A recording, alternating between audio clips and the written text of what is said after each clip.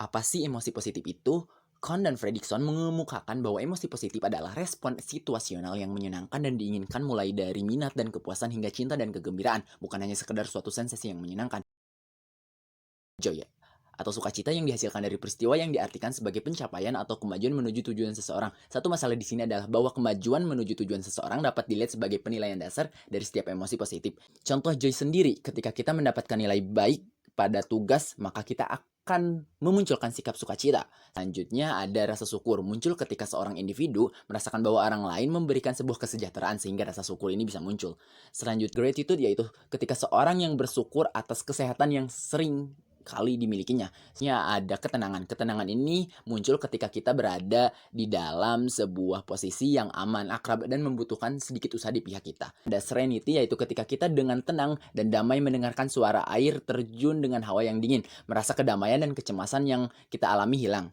Selanjutnya ada interest yang dibutuhkan ketika kita ingin meningkatkan perhatian kepada pihak kita sendiri dari interest ini, sehingga interest ini bisa terjadi. Seterusnya itu ketika kita merasa tertarik terhadap orang lain. Selanjutnya ada pride, adalah perasaan bangga terhadap hal yang sudah diperoleh.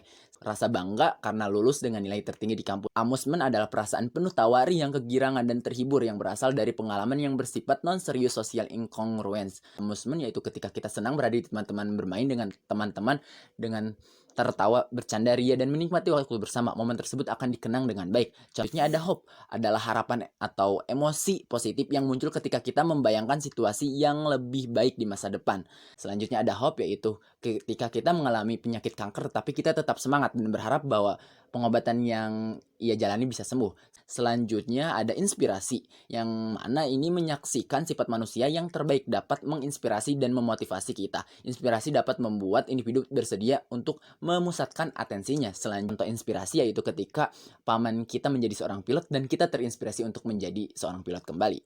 Selanjutnya ada perasaan kagum. Perasaan ini berkaitan dengan inspirasi karena kekaguman akan terjadi ketika kita menemukan kebaikan dalam skala besar. Ketika seorang sadar bahwa ia menyadari dirinya kecil, ketika kita menyadari dunia sangat luas dengan ribuan bahkan miliaran bintang dengan galaksi tersendiri di alam semesta ini. Merasa kecil ketika mengetahui ia tidak tahu merasa ciptaan Tuhan sangatlah menakjubkan. Selanjutnya ada love. Terdapat alasan mengapa cinta disebut sebagai hal yang sangat indah, yaitu karena cinta bukan hanya satu jenis emosi positif, melainkan meliputi joy, gratitude, crain, interest, hope, pride, most inspiration. Selanjutnya love ketika kita mencintai diri sendiri.